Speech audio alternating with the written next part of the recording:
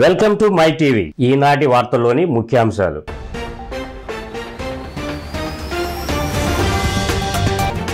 అమెరికాలో దుండగుడు జరిపిన కాల్పులలో బాపట్లవాసి మృతి. ఆర్కెన్సాస్లోని ఓ సూపర్ మార్కెట్లో ఘటన.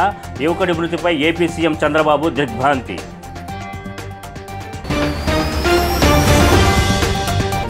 అభివృద్ధి అనేది పారదర్శకంగా జరగాలన్న కేంద్ర సహాయ మంత్రి పెమ్మసాని చంద్రశేఖర్.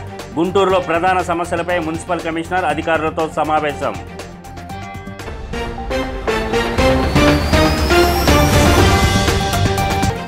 తిరుమల శ్రీవారిని దర్శించుకున్న రాష్ట్ర హోంమంత్రి వంగలపూడి అనిత.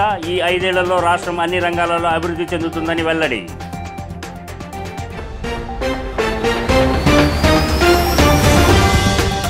వివరాల్లోకి వెళ్తే, అమెరికాలో దుండగుడు జరిపిన కాల్పులలో తెలుగు యువకుడు మృతి చెందాడు. మృతుడు బాపట్ల జిల్లాకు చెందిన దాసరి గోపీకృష్ణగా గుర్తించారు. కర్లపాలెం మండలం యాజిలికి చెందిన గోపీకృష్ణ జీవనోపాధి కోసం 8 నెలల క్రితం అమెరికా వెళ్లాడు.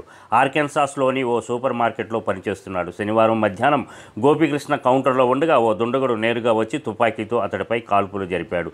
తీవ్ర గాయాలతో గోపి అక్కడికక్కడే కుప్పకూలిపోయాడు. అనంతరం దుండగుడు ఓ వస్తువు తీసుకుని అక్కడి నుంచి పరారయ్యాడు. ఆ తర్వాత గోపీకృష్ణను ఆసుపత్రికి తరలించగా అక్కడ చికిత్స పొందుతూ ఆదివారం చనిపోయాడు. ఈ సమాచారం తెలియడంతో అతడి కుటుంబ సభ్యులు కన్నీరు మున్నీరు అవుతున్నారు. మృతుడికి భార్య, కుమారుడు ఉన్నారు. గోపి స్వగ్రామం యాజిలీలో విషాద ఛాయలు అలుముకున్నాయి. మరోవైపు దుండగుడు కాల్పులు జరిపిన దృశ్యాలు సమీపంలోని సీసీ కెమెరాలలో రికార్డయ్యాయి.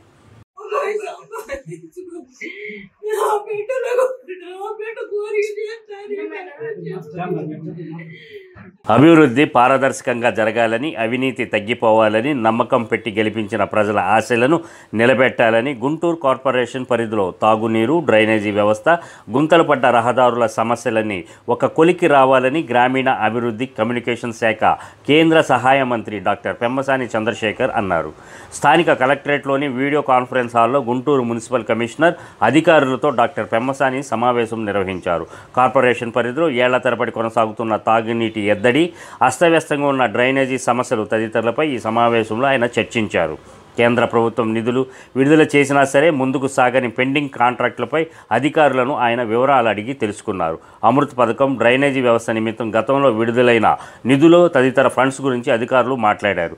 అలాగే కేంద్ర ప్రభుత్వం నుంచి ఏదైనా పథకాల ద్వారా పెండింగ్లో ఉన్న నిధుల విడుదల వివరాలను ఈ సందర్భంగా పెమ్మసాని అడిగి తెలుసుకున్నారు. గుంటూరు చుట్టుపక్కల ఉన్న ప్రాంతాల్లో ప్రధానమైనటువంటి సమస్యలు ఉన్నాయి. అందరూ కోరుకున్నది water, clean drinking water, under ground drainage systems, అదేవిధంగా గుంతలు పడ్డ రోడ్లు.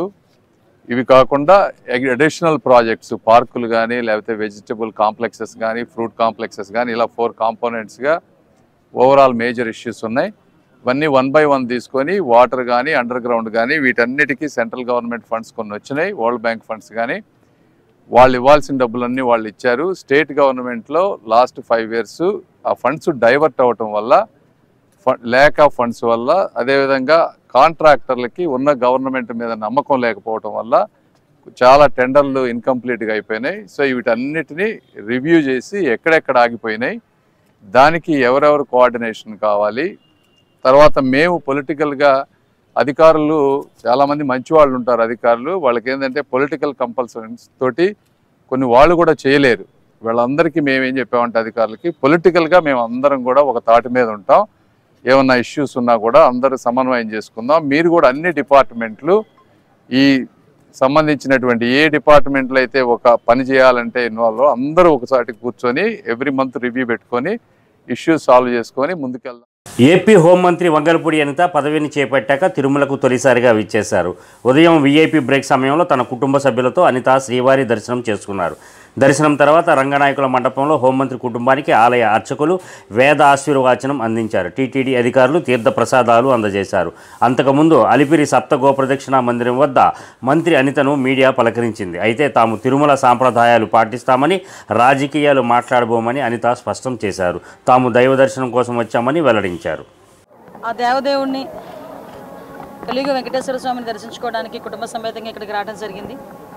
ఈరోజు ఆంధ్రప్రదేశ్ రాష్ట్రంలో నిజంగా ప్రజలందరూ కూడా ఊపిరి పీల్చుకునే పరిస్థితి, సమయం ఆ దేవదేవుడు ఇచ్చినందుకు కృతజ్ఞతగా ఈరోజు ఇక్కడికి వచ్చి దర్శనం చేసుకోవడం జరిగింది. ఆంధ్రప్రదేశ్ ప్రజలందరూ కూడా లాస్ట్ 5 yearsలోనే పడిన కష్టాలు మళ్ళీ తిరిగి పడకుండా కంపల్సరిగా చంద్రబాబు నాయుడు గారి ఆధ్వర్యంలో, పవన్ కళ్యాణ్ గారి నాయకత్వంలో, లోకేష్ బాబు గారి నాయకత్వంలో, ఎన్డీఏ అందరి నాయకత్వంలో కూడా ఆంధ్రప్రదేశ్ మంచిగా అభివృద్ధి పదంలో ముందుకెళ్తుంది. At the same time Chandrababu Naidu గారు ఎంతో నమ్మి ఆ దేవదేవుని ఆశీస్సులు తన హోమ్ మినిస్ట్రీ కూడా ఇవ్వడం జరిగింది. నా మీద పెట్టిన గురుతర బాధ్యతని ఎట్టి పరిస్థితుల్లోని ఎక్కడ కూడా నిర్లక్ష్యం లేకుండా నిర్వహిస్తానని మనస్ఫూర్తిగా తెలియజేసుకుంటున్నా. మీ అందరికీ తెలుసు ఎంత స్పీడ్గా ఉందో మన హోమ్ డిపార్ట్మెంట్ కూడా. అంటే ఈ గవర్నమెంట్లో ఆడపిల్లల రక్షణ ఎంత స్పీడ్గా ఉంటుంది, ఆడపిల్ల ఎంత భరోసాగా బతకొచ్చు అన్న విషయం చెప్పడానికి ఇదొక ఉదాహరణగా చెప్పొచ్చు. సంఘటన జరగకుండానే చూసుకోవాల్సిన బాధ్యత కూడా మా మీద ఉంది. అట్ ద సేమ్ టైం గంజాయి డ్రగ్స్ని కూడా నిర్మించాల్సిన బాధ్యత కూడా మా మీద ఉంది. లాస్ట్ 5 సంవత్సరాలు వాళ్ళు పూర్తిగా గాలికి వదిలేశారు. ఇప్పుడు మేము అదంతా కూడా స్టిమ్యులేట్ చేసి ఒక 100 days ప్రోగ్రామ్ పెట్టుకొని రాబోయే కాలంలో డెఫినెట్గా గంజాయిని డ్రగ్స్ని కూడా కంపల్సరీగా నిలువరిస్తాం. ఇటీవల జరిగిన సార్వత్రిక ఎన్నికలలో టీడీపీ కూటమి విజయం సాధించి అధికారంలోకి రావడంతో అమరావతి రైతులు తమ సుదీర్ఘ నిరసనను విరమించారు. ముఖ్యమంత్రిగా నారా చంద్రబాబు నాయుడు ప్రమాణ స్వీకారంతో ఉద్యమం విజయం సాధించింది. ఈ నేపథ్యంలో బెజవాడ కనకదుర్గమ్మకు మొక్కులు చెల్లించుకునేందుకు అమరావతి ప్రాంత రైతులు కాలినడకన పాదయాత్రగా బయలుదేరారు. ఉదయం తుళ్లూరు శిబిరం వద్ద రైతులు, మహిళలు పూజలు నిర్వహించారు. అనంతరం అక్కడి నుంచి దుర్గమ్మ దర్శనం కోసం కాలినడకన పాదయాత్రగా బయలుదేరారు. 11 గంటలకల్లా కొండపైకి చేరుకొని మొక్కులు చెల్లించుకున్నారు. తుళ్లూరు నుంచి రాయపూడి, రాజధాని సీడ్ యాక్సెస్ రోడ్డు, కరకట్ట, ప్రకాశం బ్యారేజీ మీదుగా ఈ యాత్ర సాగింది. ఈరోజు అమ్మవారికి మేము చీరాసారితో బయలుదేరామండి. ఎందుకనంటే 5 సంవత్సరాల నుంచి ఈ ఆంధ్రప్రదేశ్లో ఒక దుష్ట పరిపాలన సాగిందండి. ఈ దుష్ట పరిపాలన వల్ల 3 రాజధానులను అమరావతి రైతుల్ని, భూములు ఇచ్చిన రైతులు ఎంతో ఇబ్బందులు పెట్టి రాక్షస క్రీడలు ఆడారండి. మేము ఈ రాక్షస ప్రభుత్వం తట్టుకోలేక అమ్మవారికి మా చెప్పుకుందామని బయలుదేరితే ఈ రాజధానిలో రైతులు, మహిళల మీద దమనకాండ చేసి కొట్టి రక్తాలు చిందించి కేసులు పెట్టారండి. అప్పటి నుంచి మేము అమ్మవారిది ఒకటే అనుకున్నామండి, ఈ రాక్షస ప్రభుత్వం పోయిన రోజు, దిగిపోయిన రోజు, ఈ అమరావతికి మంచి రోజులు వచ్చిన రోజు, రాష్ట్రానికి మంచి రోజులు వచ్చిన రోజు మళ్ళీ ఆ ఇంద్రకీలాద్రి కాలినడకతో పొంగళ్ళు చేసుకొని చిరాసారాలతో బయలుదేరదామని, రాష్ట్రం అంతా అభివృద్ధి చెందాలని, కంపెనీలు రావాలని, రాష్ట్రం సుఖశాంతులతో ప్రజలందరూ వర్ధిల్లాలని మేము అనుకున్నామండి. ఈ 5 సంవత్సరాలు రాష్ట్రాన్ని అంధకారంలో నిలబెట్టేశాడు.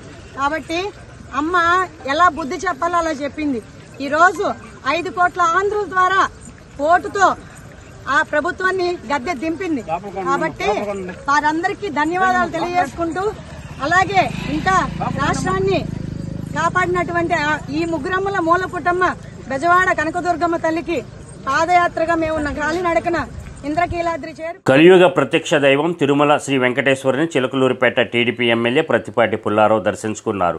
ఉదయం వీఐపీ విరామ సమయంలో కుటుంబ సభ్యులతో కలిసి స్వామివారి సేవలో పాల్గొని మొక్కులు చెల్లించుకున్నారు. దర్శనానంతరం రంగనాయకుల మండపంలో వేద పండితుల వేద ఆశీర్వచనం అందించగా ఆలయ అధికారులు శ్రీవారి తీర్థ ప్రసాదాలు అందజేసి పట్టు వస్త్రంతో సత్కరించారు.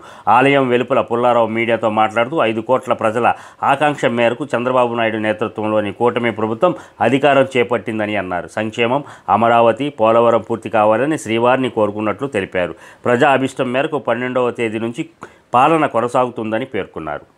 మంది ప్రజల యొక్క ఆకాంక్ష అభివృద్ధి, సంక్షేమం జరగాలని, అమరావతి, పోలవరం పూర్తి కావాలని, ప్రజలకు నచ్చినటువంటి ప్రజాపాలన అందించాలని ఏదైతే ప్రజలు కోరుకుంటున్నారో అటువంటి పాలన 12వ తారీఖు ప్రమాణ స్వీకారం జరిగినప్పటి నుంచి మార్పు చూస్తూ ఉన్నారు.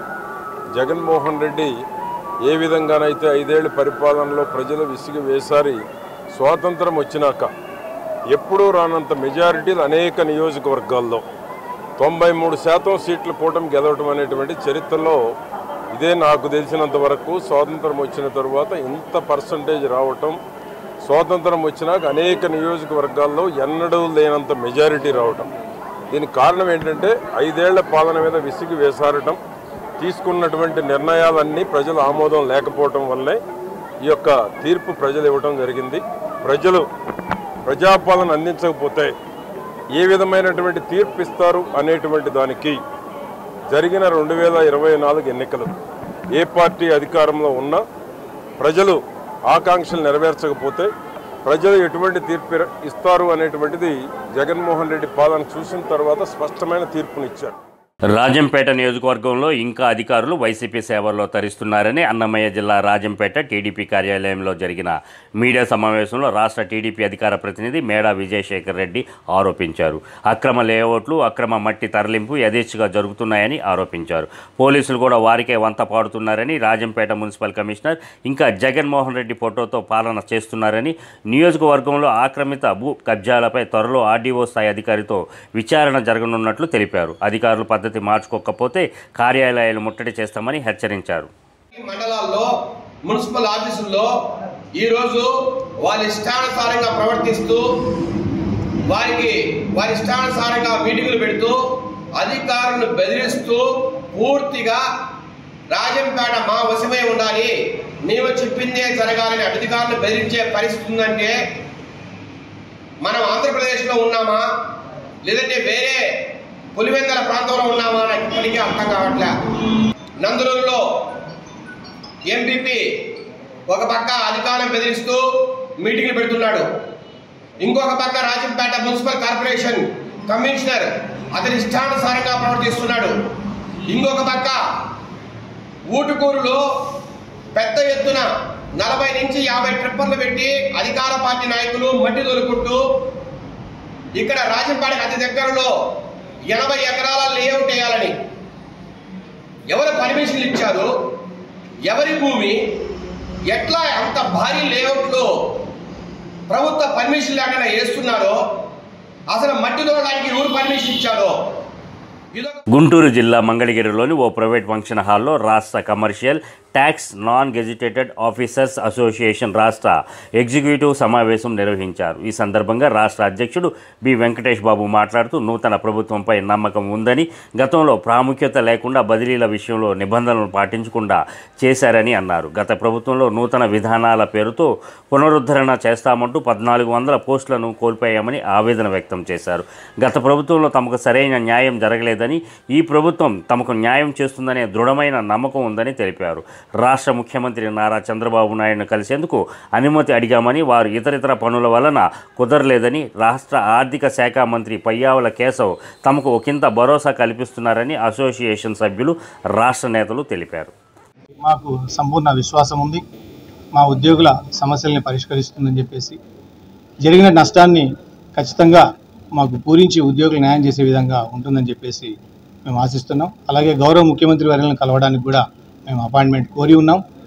ప్రస్తుతానికి ఉన్నటువంటి షెడ్యూలు ఆ బిజీ కారణంగా మాకు అవకాశం రాలేదు. అలాగే ఇటీవల ఫైనాన్స్ మినిస్టర్ గారిని కూడా శ్రీ పయ్యావుల కేశవ్ గారిని కూడా కలిసాం. వారు కూడా అసెంబ్లీ సమావేశాల అనంతరం ఒకసారి మాట్లాడదామని చెప్పేసి కూడా వారు కూడా తెలియజేస్తున్నారు. బట్ ఏదైనా ఒక సానుకూల ధోరణి మా ఉద్యోగులకు వస్తే అంతకు మించి మేము ఆశించేటువంటి ఏమీ లేదు. ఇక పిఆర్సీ తర్వాత ఐఆర్ ఇవన్నీ డిఏలు ఇవన్నీ కూడా మేము ఏదైతే part of the AP NGOs ఏపీజేఎస్లో భాగంగా ఉన్నామో వాళ్ళు రిప్రజెంట్ చేస్తారు. ఆ సంఘ అధినేతలైనటువంటి ఏపీజేఎస్ చైర్మన్ కానీ, ఏపీ ఎన్జిఓ అధ్యక్ష కార్యదర్శి కానీ మేమంతా కూడా కలిసి 108 సంఘాల్లో మేము కూడా జేఏసీలో ఒక భాగం. మాకు కామ్రేడ్ శివారెడ్డి గారు చైర్మన్ గారు, జేఏసీ చైర్మన్ గారు, అలాగే ఏపీ ఎన్జిఓ అధ్యక్షులుగా ఆయన ఉన్నారు. మేము ఆ సంఘంతో అనుసంధానమై పనిచేస్తున్నామని చెప్పేసి కూడా మీడియా మిత్రులందరూ కూడా తెలియజేస్తున్నాం. 2.2 అంటే లాస్ట్ టైం 2023లో రీస్ట్రక్చరింగ్లో భాగంగా ఉద్యోగుల్ని ఇతర ప్రాంతాలకు బదిలీ చేశారు. వాళ్ళందరినీ కూడా రెస్పెక్టివ్ డివిజన్స్, రెస్పెక్టివ్ సర్కిల్స్కి వాళ్ళు ఎక్కడైతే ఇంతకుముందు ఉన్నారో దానికంటే ముందు ఆ ప్రాంతాలకు తిరిగి శ్రీరంగం శ్రీమత్ ఆండవన్ ఆశ్రమం అధ్యక్షుడు శ్రీ వరహ మహదేశికన్ స్వామి తిరుమలలో శ్రీ వెంకటేశ్వరుని దర్శనం చేసుకున్నారు. దర్శనానంతరం శ్రీ వెంకటేశ్వరుని రంగనాయక మండపంలో టీటీడీ అధికారులు పట్టు వస్త్రాలతో సత్కరించి స్వామివారి ప్రసాదాలు అందజేశారు.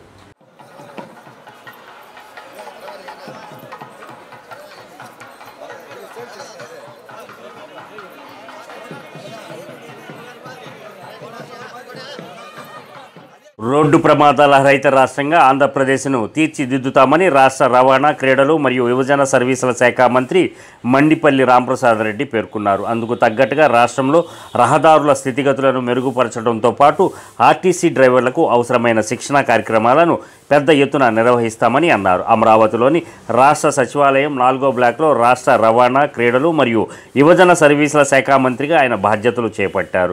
రాష్ట్ర మంత్రిగా బాధ్యతలు చేపట్టిన వెంటనే ప్రకాశం జిల్లా దర్శిలో 18.51 కోట్ల అంచనా వ్యయంతో డ్రైవింగ్ శిక్షణ మరియు రీసెర్చ్ సంస్థను ఏర్పాటు చేసే ఫైలుపై తొలి సంతకం చేశారు.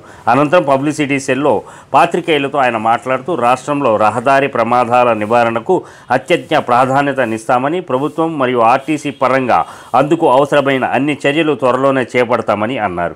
రోడ్డు ప్రమాదాల వల్ల జరిగే నష్టాన్ని, దుఃఖాన్ని తాను 11 ఏళ్ల వయసులోనే స్వయంగా అనుభవించానని, రోడ్డు ప్రమాదంలో తన తండ్రిని కోల్పోవడం జరిగిందనే ఆవేదనను ఆయన వ్యక్తం చేశారు. అటువంటి నష్టం, దుఃఖం మరెవరికి కలగకుండా ఉండేందుకై అవసరమైన అన్ని చర్యలను త్వరలో తాను చేపడతానని తెలిపారు. ఎక్కడ యాక్సిడెంట్ ఫ్రీ రాష్ట్రంగా ఈ 5 సంవత్సరాలు ఆంధ్రప్రదేశ్ను తీసుకొని పోయేదానికి శాయశక్తులు లేకుండా పనిచేస్తాను. ఎందుకంటే మన కుటుంబంలో ప్రమాదవశాత్తు ఎవరినైనా కోల్పోతే ఎంత నరకం ఉంటుందో దాని బాధితుని నేను 11 సంవత్సరాలప్పుడు మా తండ్రి గారిని రోడ్డు ప్రమాదంలో కోల్పోవడం జరిగింది. మా తండ్రి గారు ఆనాడు శాసనసభ్యుడిగా ఉండడంతో ఈ ప్రమాదం జరగడంతో కూడా ఆయన చనిపోవడం జరిగింది. ఆ బాధ ఏదో నాకు తెలుసు కాబట్టి తప్పకుండా మనసా వాచ ప్రమాదాల నివారణకు ఏ కుటుంబానికి మాకు దక్కిన ఆ దుఃఖాన్ని దక్కకుండా నివారించేదానికి రాష్ట్ర ప్రభుత్వం ద్వారా అలాగే రవాణా శాఖ ద్వారా ఏ విధమైన చర్యలు చేపడితే ప్రమాదాలు నివారించవచ్చో ఆ విధంగా చేసేదానికి నేను సిద్ధంగా ఉన్నా. అలాగే సోదరులారా, మీ అందరికీ తెలుసు ఈరోజు పేదవాడికి ఏదైనా ఒక అవకాశం కల్పిస్తే వాళ్ళ కళ్ళల్లో వచ్చే ఆనందం మీరందరూ చూస్తూ ఉంటారు. అలాంటి పథకమే ఈరోజు ఈ రాష్ట్రంలో తెలుగుదేశం పార్టీ, మా ప్రభుత్వం మహిళల కోసం చేపడుతుంది. విశాఖపట్నం రుషికొండలో వైసీపీ భవనానికి ఎలాంటి అనుమతులు లేకుండానే నిర్మాణాలు చేపట్టారని గంగాధర్ సమాచార హక్కు జాతీయ అధ్యక్షుడు, టీడీపీ రీసెర్చ్ అండ్ కమ్యూనికేషన్ సభ్యుడు ఆరోపించారు. మంగళగిరి రూరల్ పోలీస్ స్టేషన్లో మాజీ ముఖ్యమంత్రి, మాజీ మంత్రులపై వెంటనే కేసు నమోదు చేసి వారి వద్ద నుంచి ఆ నగదును స్వాధీనం చేసుకోవాలని ఫిర్యాదు చేశారు. 500 కోట్ల పైచిలుకుతో విలాసవంతమైన భవన నిర్మాణం ఎటువంటి అనుమతులు లేకుండానే కేవలం కేబినెట్ సమావేశంలో అధికారికంగా నిర్ణయం తీసుకున్నామని చెప్పారంటూ గంగాధర్ తెలిపారు. ఖచ్చితంగా వారిపై చర్యలు తీసుకునే వరకు న్యాయ పోరాటాలు చేస్తామని తెలిపారు. జగన్మోహన్ రెడ్డి అండ్ రోజా, విడుదల రజని, పెద్దిరెడ్డి రామచంద్రారెడ్డి, గుడిపాటి అమర్నాథ్, గుడివాడ అమర్నాథ్, తర్వాత మొత్తం అందరూ ఆల్ మినిస్టర్స్ నాకు ఇందులో ఎఫ్ఐఆర్ కట్టి దాని ఐపీసీ 409 ఇది క్రిమినల్ కాండక్ట్ ఆఫ్ ద ట్రస్ట్కి కమిట్ అయిన వీళ్ళందరి మీద కూడా అధికార దుర్వ్యాపారాలు వీళ్ళందరూ, అందులో ఆల్సో జవహర్ రెడ్డి మొత్తం మీద అందరి మీద ఐఏఎస్ అధికారులు ఆ క్యాబినెట్ మొత్తాన్ని ఇమ్మీడియట్లీ ఎఫ్ఐఆర్ నమోదు చేసి వాళ్ళని అరెస్ట్ చేసి వాళ్ళ నుంచి ఇమ్మీడియట్లీ ఆ డబ్బు రికవరీ చేయాలి. అది రికవరీ అయ్యేంత వరకు కూడా కట్టాలి. గతంలో కూడా కొన్ని కేసులు ఎఫ్ఐఆర్ కట్టలేదు, వాటి మీద కూడా ఇమ్మీడియట్లీ ఎక్కడ వరకైనా ఫస్ట్ ఎస్పీకి తెలియజేస్తాం, తర్వాత అవసరమైతే ఎటువంటి స్టెప్ కైనా తీసుకుంటాం. ఎట్టి పరిస్థితుల్లో కూడా రుషికొండ ప్రభుత్వ సొమ్ము 36 లక్షల రూపాయల బాత్ టబ్బులు, 13 లక్షల రూపాయల కమౌట్లు, లెట్రిన్ కమౌట్లు, 3.5 లక్షల ఫ్యాన్లు, అంత ఫారిన్ గ్రానైట్లు, ఇవన్నీ ఇట్లాంటివన్నీ కూడా కక్కాల్సిందే. జగన్మోహన్ రెడ్డి వారి సమానం చెప్పాల్సిందే. గాజువాక బీజేపీ కార్యాలయంలో జనసంఘ్ పార్టీ వ్యవస్థాపక అధ్యక్షులు డాక్టర్ శ్యాంప్రసాద్ ముఖర్జీ బలిదాన్ దివాస్ కార్యక్రమం నియోజకవర్గ కన్వీనర్ కన్నంరెడ్డి నరసింహరావు ఆధ్వర్యంలో ఘనంగా నిర్వహించారు. ముఖ్య అతిథిగా జిల్లా ఇన్ఛార్జ్ పుట్ట గంగయ్య పాల్గొన్నారు. ముఖర్జీ చిత్రపటానికి పూలమాల వేసి ఘనంగా నివాళులర్పించారు. ఈ సందర్భంగా గంగయ్య మాట్లాడుతూ, ఒక దేశంలో 2 జెండాలు, 2 రాజ్యాంగాలు, 2 ప్రధానులు ఉండకూడదని, భారతదేశ ఐక్యత కోసం ఆర్టికల్ 370 వ్యతిరేకించి తన ప్రాణాలను సైతం బలిదానం చేసిన గొప్ప నేత శ్యాంప్రసాద్ ముఖర్జీ అని అన్నారు. నరసింహరావు మాట్లాడుతూ శ్యాంప్రసాద్ ముఖర్జీ 1951లో జనసంఘ్ పార్టీ స్థాపించారని, అది జనతా పార్టీగా తర్వాత భారతీయ జనతా పార్టీగా రూపాంతరం చెంది నేడు ప్రపంచంలోనే అత్యధిక సభ్యులున్న రాజకీయ పార్టీగా అవతరించిందని అన్నారు. ఈ కార్యక్రమంలో నాయకులు బాటా శ్రీనివాస్, వి రోహిణి, బోండా ఎల్లాజీరావు, సోంబాబు, శశిధరన్ పిళ్ళై, వెంకట్రావు తదితరులు పాల్గొన్నారు. డాక్టర్ శ్యాంప్రసాద్ ముఖర్జీ గారి సేవలు అందరికీ కూడా తెలియజేయడం జరిగింది. ఆయన ఆశయాలకు అనుగుణంగా ఏదైతే ఆయన ఉన్నప్పుడు ఆర్టికల్ 370 అక్కడ జమ్మూ కాశ్మీర్లో ఒకే భారతదేశంలో ఒకే జెండా ఉండాలి, ఒకే ప్రధానమంత్రి ఉండాలి, ఒకే రాజ్యాంగం ఉండాలని ఆయన నినాదం. ఆయన యొక్క ఆశయాలకు అనుగుణంగా దేశ ప్రధాని నరేంద్ర మోదీ గారు ప్రధానమంత్రి అయ్యాక ఆర్టికల్ 370 రద్దుపరిచి శ్రీనగర్ని మన భారతదేశంలో కలపడం జరిగింది. ఇప్పుడు అక్కడ కూడా మన భారతదేశంలాగే ఒకే జెండా, ఒకే ప్రధానమంత్రి, ఒకే రాజ్యాంగం నడుస్తుంది. అటువంటి ఆశయాలకు అనుగుణంగా పనిచేస్తూ జనసంఘ్ పార్టీ 1951లో స్థాపించారు. మరి ఆయన స్థాపించిన పార్టీ తర్వాత జనతా పార్టీగా, ఇప్పుడు భారతీయ జనతా పార్టీగా రూపాంతరం చెంది ప్రపంచంలోనే అత్యధిక కార్యకర్తలు, నాయకులున్న పార్టీగా భారతీయ జనతా పార్టీ ఎదిగింది. ఆ మహనీయుల్ని ఆశయాలకు అనుగుణంగా మేమంతా పనిచేస్తామని తెలియజేయడం జరిగింది. ఆయనలాగే మనకు ప్రధానమంత్రి మోదీ గారు 3వసారి మన చరిత్ర సృష్టించారు. భారతదేశంలో వరుసగా 3వసారి ప్రధానమంత్రి అయ్యి చరిత్ర సృష్టించడం జరిగింది. గతంలో నెహ్రూ గారు 3వసారి చేసిన వరుసగా కంటిన్యూగా చేయలేదు, మధ్యలో బ్రేక్ వచ్చింది. కానీ ప్రధానమంత్రి గారు మోదీ గారు అయితే వరుసగా 3వసారి ప్రధానమంత్రి అయ్యారు. ముఖ్యాంశాలు మరోసారి.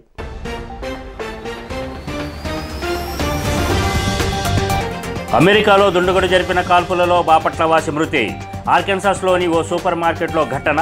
యువకుడి మృతిపై ఏపీ సీఎం చంద్రబాబు దిగ్భ్రాంతి.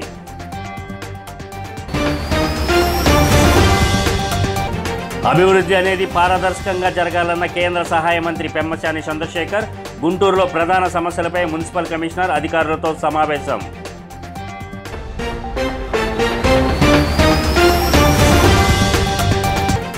తిరుమల శ్రీవారిని దర్శించుకున్న రాష్ట్ర హోంమంత్రి వంగలపూడి అనిత. ఈ 5 ఏళ్లలో రాష్ట్రం అన్ని రంగాలలో అభివృద్ధి చెందుతుందని వెల్లడి.